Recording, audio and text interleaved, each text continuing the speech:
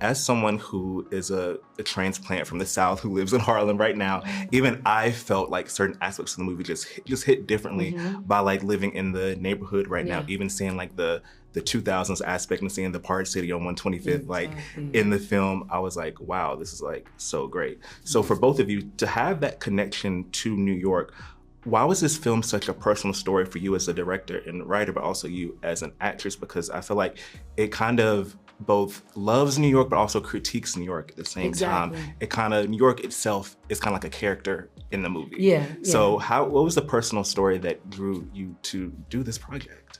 Yeah, I mean, I think I wanted to tell a story that honored the era in New York that I grew up in. It was just kind of me saying farewell to that time. But I think there was also a sense of urgency in wanting to see how the change was impacting communities that were most vulnerable in the city. And I think seeing gentrification firsthand and how that was reshaping New York in a way that it felt like Black communities were being pushed out altogether and being erased, like as if we never happened. I think I'm a New York City kid who loves it through and through. And so it's like, how do I feel about the fact that the city feels like we were being targeted by? It's like the city doesn't love me. You know, I think I really, in so many ways, wanted to make this movie to reconcile that, but also to shine a light on the negative impacts of gentrification, because people really had tried to argue for the way people are supposed to be benefiting, but it's not supposed to benefit the groups that are there, the population that already exists in these communities. So I really wanted to shine a light on how it works and who it impacts and what that impact looks like.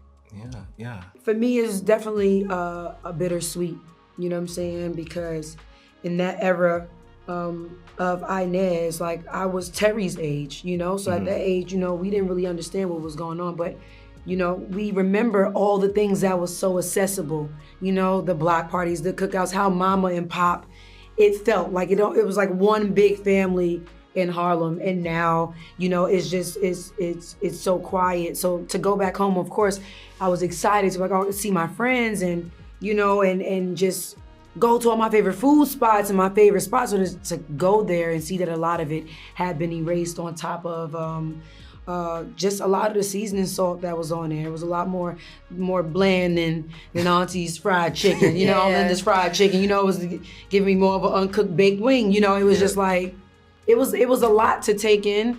And it was even emotional for us to have to rebuild out the sweet spots in Harlem. You know, it was a bittersweet. Yeah, you know, it's like, I'm okay with evolution and everybody evolves and different things like that, but like a lot of the changes that was being done in Harlem wasn't to benefit my community. It was to push us out, you know? So it was definitely emotional to see how much change there were and how inaccessible the things that my community needed was. Yeah. And I want to speak about going through different time periods in the movie. Like, was that always the, you know, when you were crafting the story, did you always know that you wanted to touch different decades and periods of time? And also for you, how was that, you know, portraying Inez in two different periods of time? Because I feel like she has more life experience. Like once she comes on screen immediately during the next part of the movie, we see that she's, I wouldn't say as jaded, but like she's gone through so much where you can just, even though we're not told exactly what that is, we just feel it.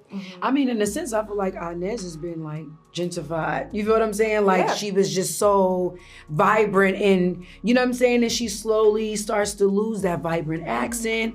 Her voice is getting lower and lower. She damn near is to a place where she doesn't have a voice, like that spunk. So it's sad to see her change just as much as New York. You know what I'm saying? And that's the emotional part about it. And it was really emotional getting into it because we didn't shoot in order. So one day I had to be vibrant, young, colorful New York. You know what I'm saying? And then you see New York become more and more gray and more glass, and you see Inez become more gray and more glass. You know what I'm saying? So just the deepness and the heaviness into that was definitely a lot. And it was intentional, you know. I think just in the ways that I saw parallels in the story of New York and the way it lost a sense of personality as it tried to become a lot more like everywhere else. I feel like that in so many ways that is the journey of Black women. Like we're not accepted as we are. We're not accepted for the things that make us unique and special. It's like everybody does want to quiet us down. They tear us down. They tear us down like they tear down a whole building and rebuild us to be what they want us to be. You have to lose that sense of who you you are in order to be loved by everybody. And I think that I saw an article recently that said the sound of gentrification is quiet, and I was like, that's what I've been, you know, trying to portray in this movie. And it's like, that is exactly right. But I think Black women are also told that, like, maybe if you were a bit more quiet, maybe if you talked a certain way, maybe if you walked a certain way, then, you know, maybe life would be better for you. Or you wasn't so miserable. Consider being miserable for being strong is crazy, you know? And then in the same nutshell, somebody to tell you why you didn't fight back on a certain thing. It's like, oh, okay, cool. So my spiciness is beneficial when it benefits you. But when it's to uplift myself, it's a problem. Yeah. And that's, Inez, you know, portrays that beautifully in this film. Love it so much. Thank you both so much for your time. And I cannot wait to, you know, to watch this with more people, because I need more people to see the film.